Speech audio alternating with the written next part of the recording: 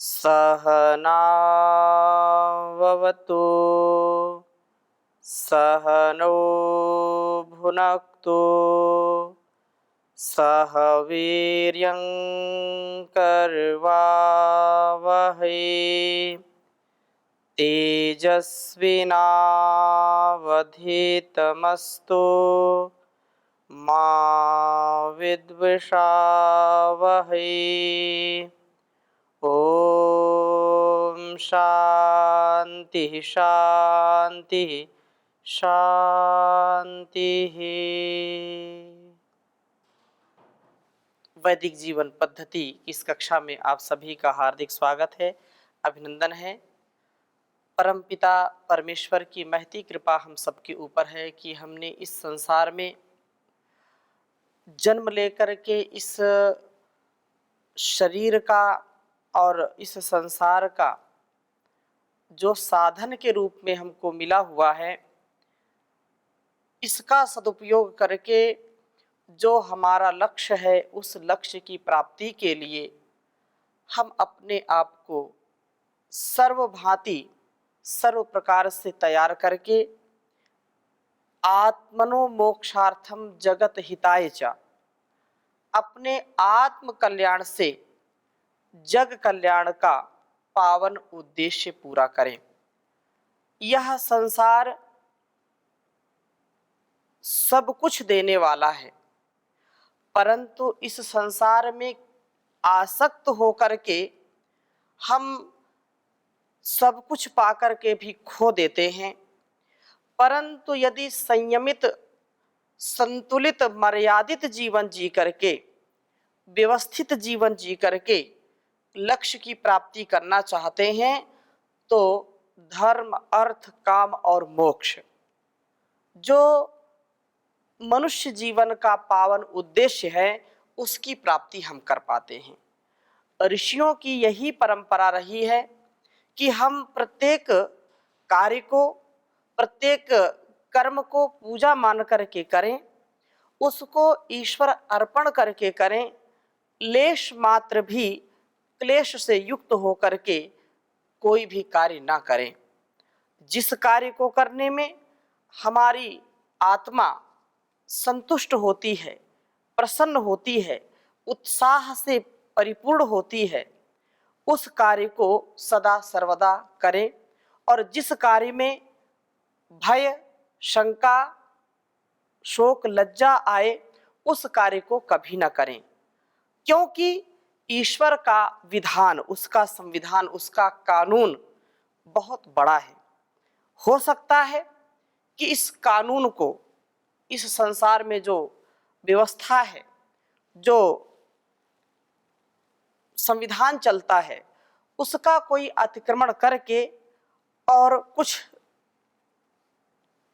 दिन अपने आप को बचा पाए, परंतु उस ईश्वर के विधान को कोई भी व्यक्ति उसका अतिक्रमण करके बच नहीं सकता है। एक न एक दिन उसका परिणाम अवश्य में भोगना ही पड़ता है। वो बहुत बड़ा सामर्थ्य वाला है, शक्तिशाली है। उसका हैमर जब चलता है तो बड़े बड़े सूरमाओं का भी अस्तित्वहीन हो जाता, अस्तित्वहीन होकर के उनका अस्तित्व क्षीण हो जाता है, उनका बल क्षीण हो जाता है। इसलिए चाबुक का प्रहार उन्हीं के ऊपर पड़ता है जो कुसंस्कार में पड़े होते हैं। चाबुक वह परमात्मा का जो न्याय चाबुक है, जो उसकी दंड व्यवस्था है, वह बड़ा न्यायकारी है, दयालु भी है, हर प्रकार से हम सबका कल्याण करने वाला है। तो हम अपने जीवन में अहंकारी ना बने। धन संपदा यश कीर्ति ऐश्वर्य की प्राप्ति अवश्य करनी ही करनी है, लेकिन इसके लिए हम अहंकारी ना बने।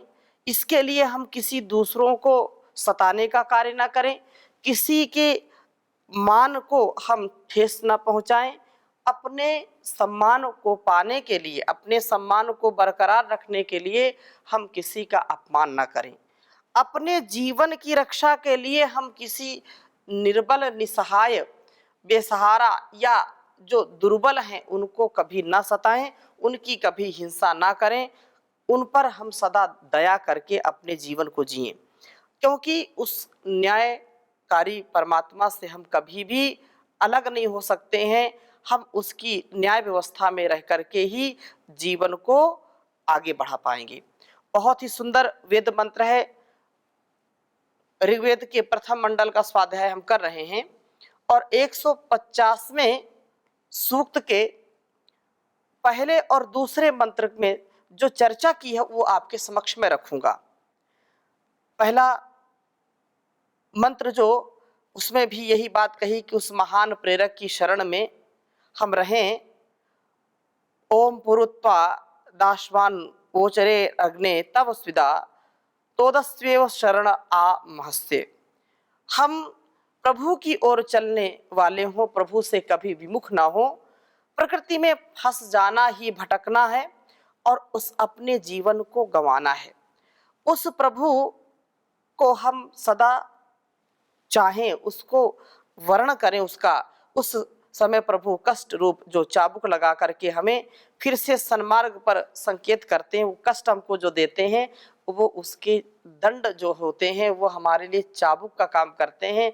हम चाबुक को सहन करने वाले बने और सही पथ पर, सुपथ पर आए। तो ये बहुत सुंदर अगला वेद मंत्र है, मैं इसकी चर्चा आपके समक्ष करूंगा। इसको हम पहले लिख देते हैं। ओम वेनिनस्य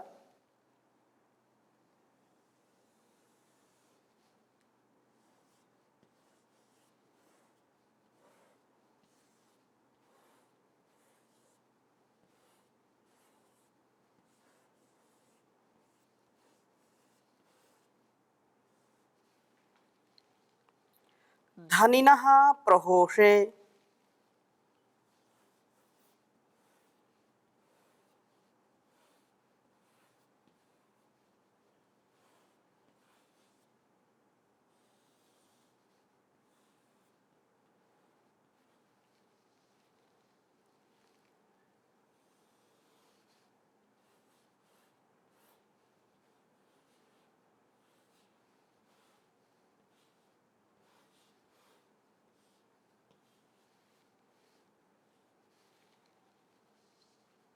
चिदरुषः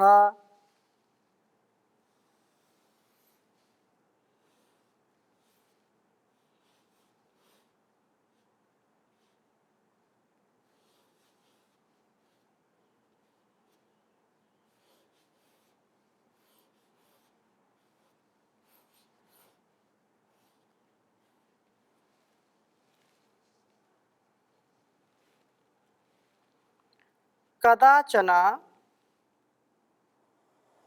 प्रजिगतो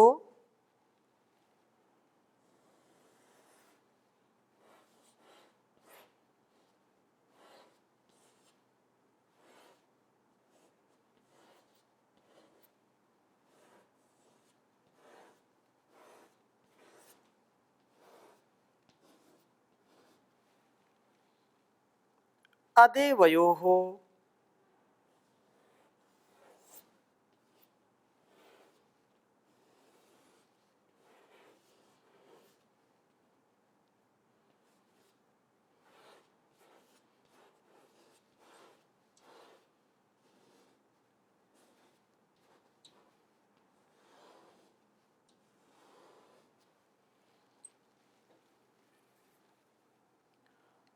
ओम वेनिनस्य धनिनः प्रहोषे चिदरुषः कदाचन प्रजगतो अदेवयोः।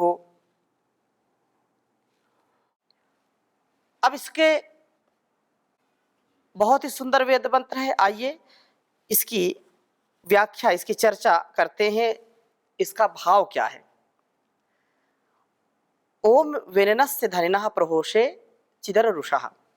क्या कहा कि जो, जैसे पहले मंत्र में हमने कहा था, जो तोद अर्थात चाबुक का प्रहार करने वाला कहा गया है प्रभु को। प्रभु चाबुक से हमको ठीक करते हैं। जैसे कोई बिगड़ा हुआ घोड़ा जब पथभ्रष्ट होता है और रथ को इधर उधर ले जाता है, तो जो सारथी होता है चाबुक चलाता है, क्यों? ये सही पथ पर आ जाए। तो वैसे ही परमपिता परमेश्वर भी हमको सुपथ की ओर ले जाने के लिए, हमको ठीक ठीक मार्ग में चलाने के लिए दंड देते हैं। उनका दंड देना ही चाबुक चलाना होता है। जैसे माता पिता संतानों का सदा हित चाहते हैं, गुरु सदा हित चाहते हैं, और जब कोई बच्चा कोई शिष्य त्रुटि करता है तो उसको दंड देते हैं। वो दंड देना नहीं चाहते हैं, लेकिन उसके जीवन में सुधार आए, वो कभी बिगाड़ की ओर न जाए, उसके संस्कार अच्छे हो, इसलिए उनको दंड देते हैं। तो यहाँ पर कहा कि प्रभु हमको कष्ट देते हैं। कष्ट क्यों देते हैं? वो चाबुक चलाते हैं। चाबुक क्यों चलाते हैं? क्योंकि ये जो इंद्रिय रूप घोड़े हैं, ये हमको इधर उधर ले जाते हैं आलंबन पा करके। ये जो रूप रस गंध शब्द स्पर्श, ये जो संसार के विषय हैं, उधर हमको ले जा करके, जैसे वो हरेरी देख करके, जहाँ खेतों को हरा भरा देख करके दूसरों के खेत में जाना चाहते हैं, तो जो सारथी होता है वो सुपथ की ओर ले जाता है, उनको चाबुक चलाता है। तो ऐसे ही वह प्रभु हमको कष्ट देते हैं। वह प्रभु हमको अच्छे मार्ग पर चलाने के लिए कष्ट देते हैं। चाबुक का प्रहार किन व्यक्तियों पर करते हैं? जो ठीक ठीक घोड़ा चलेगा। हमारे गुरु जी एक बात हमेशा कहते थे और कहते हैं कि जो अच्छे घोड़े होते हैं वो कभी चाबुक बर्दाश्त नहीं करते हैं। आज वो बात मुझको स्मरण हो गई, आ गई, क्योंकि यहाँ पर वेद मंत्र ही ऐसा आया है। अच्छे घोड़े कभी चाबुक बर्दाश्त नहीं करते। आशय क्या है? वो इशारे मात्र से, उसकी प्रेरणा मात्र से वो सही पथ पर जाते हैं। जिधर उसका इशारा होता है उधर वो मुड़ते हैं। जितनी वो रफ्तार चाहता है उतनी रफ्तार में वो चले जाते हैं। तो अच्छे जो घोड़े होते हैं वो चाबुक बर्दाश्त नहीं करते, लेकिन जो बिगड़ैल घोड़े होते हैं वो बार बार चाबुक चाहते हैं। तो प्रभु भी चाबुक उन्हीं के ऊपर चलाता है। वो भी उसकी कृपा ही है कि कम से कम सुधार हो जाए। तो यहाँ वेद मंत्र कहता है कि चाबुक किन व्यक्तियों पर ज्यादा पड़ता है? कहा कि धनिना। पहला, धनी पुरुष के जो धनी अर्थात व्यरिनस्य उस धन का स्वामी नहीं है। जब हम धन के दास बन जाते हैं, धनार्जन ही हमारे जीवन का लक्ष्य हो जाता है। हम एक धन कमाने के साधन को ही सब कुछ मान बैठते हैं और धन कमाने की मशीन बन जाते हैं। मनी मेकिंग मशीन बन जाते हैं। केवल धन की ही चिंता रहती है। तो उस स्थिति में हम धन के स्वामी वास्तव में नहीं रह पाते। उस समय धन हमारा स्वामी हो जाता है। अर्थात जब केवल एक ही धुन है मन में कि बस हाय टका हाय टका हाय टका, कर्म टका धर्म टका, मतलब सब कुछ टका ही टका है। यस्य गृहे नास्ति टका, हा टका टका टकटकायते। तो ये जो टका है ना, तो टका उसके मन मस्तिष्क पर राज करने लगता है। तो वो व्यक्ति फिर वास्तव में उसका दास बन जाता है। वो स्वामी नहीं होता है। धन का स्वामी वो नहीं होता है, क्योंकि धन तो उसके मन मस्तिष्क में 24 घंटा सवार है। वास्तव में धनी वही है जो धन को अपना दास बना करके रखता है। इसलिए कहा है कि हम धन के स्वामी बने। वयम श्याम पतयोरयिणाम कहते हैं। उस समय धन वाला जो व्यक्ति केवल धन की कामना करता है वो धन का दास बन जाता है, और उस समय हम धन के वहन करने वाले अर्थात बोझ ढोने वाले ही हो जाते हैं। ऐसी स्थिति में मौत ही हमारे बोझ को उतारती है। अर्थात प्रभु इन व्यनिनः धनिनों को चाबुक लगाने वाले होते हैं। धन का भूत ऐसा सवार होता है कि व्यक्ति सब कुछ भूल जाता है, आपसी संबंधों को भी भूल जाता है। धन की कामना वाले व्यक्ति अविवेकपूर्ण व्यवहार करते हैं। जग जाहिर है, सब लोग इसको जानते हैं, पब्लिक है, सब जानती है। घरों में भी धन के लालच में व्यक्ति अपने माता पिता, पति पत्नी, भाई भाई, मित्र मित्र, गुरु शिष्य, किसी को भी वो छोड़ते नहीं हैं। इतना यह दुष्परिणाम को देने वाला होता है। उस परिस्थिति में प्रभु उसको ठोकर देते हैं, मृत्यु के रूप में या उसको कष्टों के रूप में, दुखों के रूप में, क्योंकि दुख ही मृत्यु है। उसको अनेक प्रकार से कष्ट मिलता है, अनेक प्रकार से क्लेश होते हैं। यह भी प्रभु के मानो चाबुक के जैसे काम करते हैं। उसका मन कभी प्रसन्न नहीं रह सकता है, उसका मन कभी एकाग्र नहीं रह सकता है, उसके मन में कभी उत्साह नहीं रह सकता है। प्रेम, करुणा, सौहार्द, परस्परता, कृतज्ञता और आनंद का जो स्वभाव होता है, ये जो धन का पिपासु है, धन का लालची व्यक्ति है, इसके स्वभाव में कभी ये सद्गुण आते नहीं हैं। ये भी प्रभु का एक उसको चाबुक देना ही है। अगर वो संभलता है, सुधरता है, तो उसका जीवन संवर जाता है। नहीं संवरता तो अंतिम में मृत्यु तो उसको लेकर के जाती ही जाती है। और दूसरी बात क्या है? प्रहोषे। प्रहोषे प्रकृष्ट आहुति देने के कार्यों में अर्थात यज्ञ आदि उत्तम कार्यों में चित भी अररुषः दान ना देने वाले को चाबुक लगाते हैं। अर्थात जो शुभ कर्म है, जो कल्याणकारी कर्म है, उन कल्याणकारी कर्मों में जो व्यक्ति समर्थ होते हुए भी, सामर्थ्य वाला होते हुए भी जो कंजूसी करते हैं, जो राष्ट्र हित में, समाज के हित में और मानवता के हित में कार्य नहीं करते हैं, सामर्थ्य होते हुए भी वे कार्य नहीं करते हैं, वे भी प्रभु के द्वारा चाबुक खाते हैं, अर्थात वो भी दंडित होते हैं। धनी होते हुए भी जो यज्ञ आदि श्रेष्ठ कार्यों में दान नहीं देते, वे भी प्रभु के द्वारा दंड दिए जाते हैं, अर्थात वो दंडनीय होते हैं।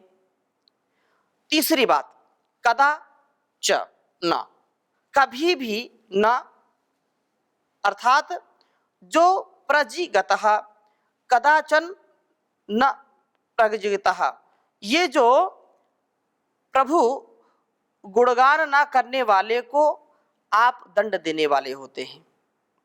जो प्रभु विमुख होकर के प्रकृति के भोगों में फंस करके वैश्विक वृत्ति वाला बन जाता है, उसका स्वभाव केवल भौतिक सुखों की कामना वाला रह जाता है, उसको भी प्रभु दंड देते हैं। जो दिव्य गुणों के विकसित करने की कामना वाला होता है, वह तो उससे विशेष रूप से आनंदित होता है। लेकिन जो दिव्य गुणों को छोड़ करके केवल भौतिक सुख समृद्धि की कामना करता है, केवल इंद्रियों को,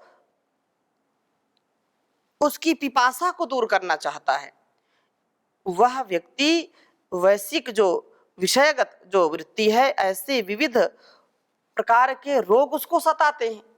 तो जो रसना जीभ के स्वाद में फंस जाते हैं, ये भी भौतिक सुख है। या जो हमारी इंद्रियां हैं, जिन जिन इंद्रियों का जो विषय है, जो भोग है, उसमें जो फंस जाते हैं तो उससे रोग उत्पन्न होते हैं, और ये रोग ही प्रभु के द्वारा दिए गए चाबुक हैं। हम अपने इंद्रियों को, अपने सामर्थ्य को सद्गति की ओर लगाएं, सम्मति के साथ लगाएं, प्रज्ञापूर्वक, विवेक पूर्वक अपने कर्मों को करेंगे तो प्रभु के दंड से हम बचेंगे। ये जब हम नहीं कर पाते हैं, अपनी इंद्रियों पर नियंत्रण नहीं रख पाते हैं, रसना की वासना पर नियंत्रण नहीं रख पाते हैं, तो ये शरीर हमारा सैकड़ों रोगों का घर बन जाता है। रोग यत्र भोगाः तत्र रोगाः, जहां जहां भोग है वहां वहां रोग है।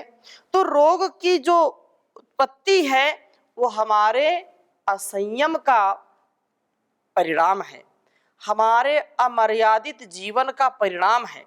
इसलिए हम अपने को यदि मर्यादित, व्यवस्थित, संयमित, संतुलित जीवन वाला नहीं बनाएंगे तो प्रभु के चाबुक से बच नहीं पाएंगे, उसके चाबुक पड़ेंगे ही पड़ेंगे, रोग के रूप में, चाहे मानसिक रोग हो या शारीरिक रोग हो।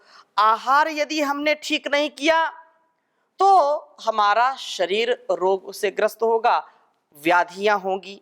यदि हमने विचार रूपी आहार को ठीक ठीक नहीं ग्रहण किया, हमारे यदि विचार दूषित हैं, विचारों में काम, क्रोध, लोभ, मोह, ईर्ष्या, द्वेष, छल कपट यदि है, तो मानसिक रोग उत्पन्न होंगे, जिनको हम आदि कहते हैं।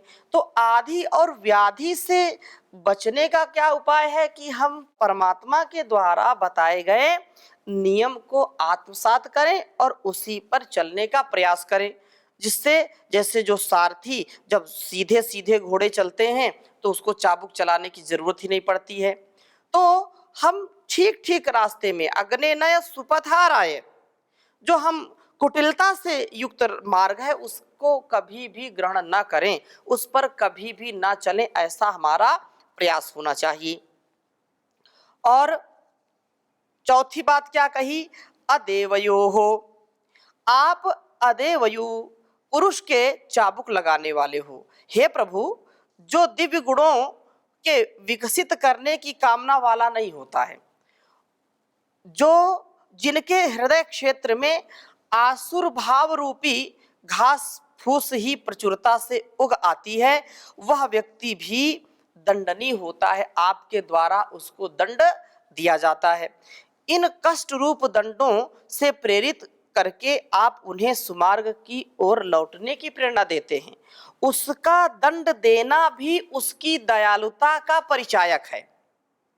अर्थात वो दंड नहीं देगा यदि बचपन से माताएं या घर के सदस्य जो हमको दंड देते हैं छोटी छोटी भूलों में, छोटी छोटी त्रुटियों में, तो हम उनसे बच करके दिव्य जीवन वाले बन जाते हैं।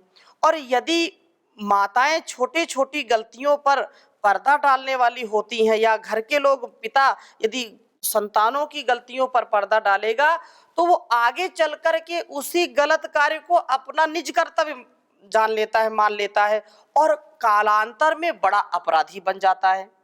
इसलिए हम अपने जीवन में माता पिता के द्वारा दिए गए दंड को भी उनकी प्रेरणा समझें। हमारे मन में, हमारे शरीर में जब रोग उत्पन्न हो जाए, हमारे अस्तित्व में जब क्लेश दुख आने लगे, मन अप्रसन्न हो जाए, तो समझ लेना चाहिए कि यह प्रभु की ये ताड़ना है, यह कष्ट नष्ट होगा। लेकिन कष्ट नष्ट होने के लिए हमको पुरुषार्थ करने की आवश्यकता होती है। पुरुषार्थ यदि हम करेंगे तो इन प्रभु के दंडों से बच जाएंगे, उसके आशीर्वाद से हम परिपूर्ण हो जाएंगे। तो हम 4 पापों से बचने का प्रयत्न करें। इस वेद मंत्र का यह भाव है। पहला भाव जैसे बताया कि धन होते हुए भी धन का स्वामी ना बन करके दास बन जाना, इससे हमको बचना चाहिए। हम उसके स्वामी बने, धन हमारा स्वामी ना बने। दूसरी बात, यज्ञ आदि उत्कृष्ट कार्यों में दान न देना, ये जो प्रवृत्ति है इससे बचना चाहिए। अर्थात यज्ञीय कर्मों में हमको दिल खोल करके दान देना चाहिए। 100 हाथों से कमाएं और 1000 हाथों से बांटने का प्रयास करना चाहिए। तीसरी बात, प्रभु स्तवन से दूर रहना। ये जब वाणी दी है प्रभु ने, तो इससे परमात्मा का भजन करना, स्तुति करना, उसकी उपासना करना, इससे यदि बचते हैं तो दंडनीय है यह। और चौथा, दिव्य गुणों के विकास के लिए प्रयत्न न करना, इससे भी बचना।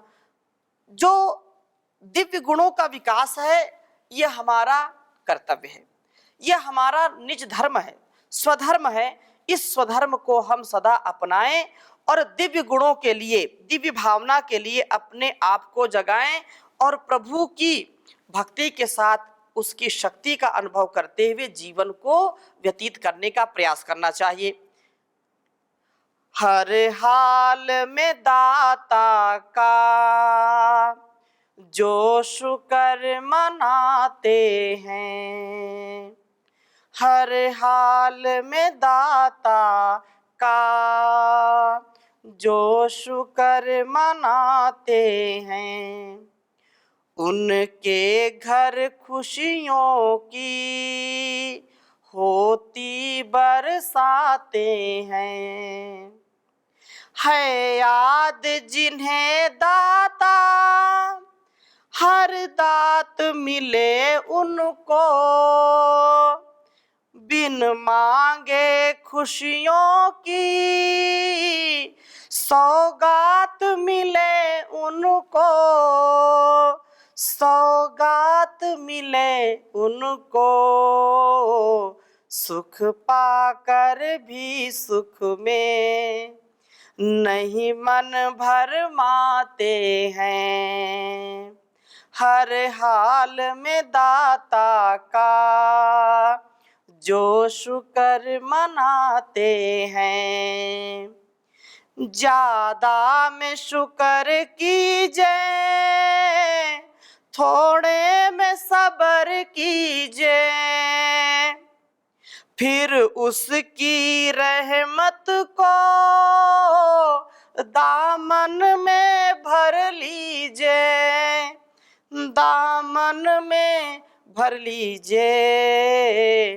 ये बातें जो माने वो ही सुख पाते हैं, हर हाल में दाता का जो शुक्र मनाते हैं। हर सुख देने वाले दाता को याद करें हम, हर सुख देने वाले दाता को याद करें। जो हर पल साथ है मेरे, हम उसका ध्यान धरें, हम उसका ध्यान धरें। आदर्श है जो वेदों का इस मन में बसाते हैं, आदर्श जो वेदों का उसे मन में बसाते हैं। हर हाल में दाता का जो शुक्र मनाते हैं, उनके घर खुशियों की होती बरसाते हैं। ओम शांति शांति शांति।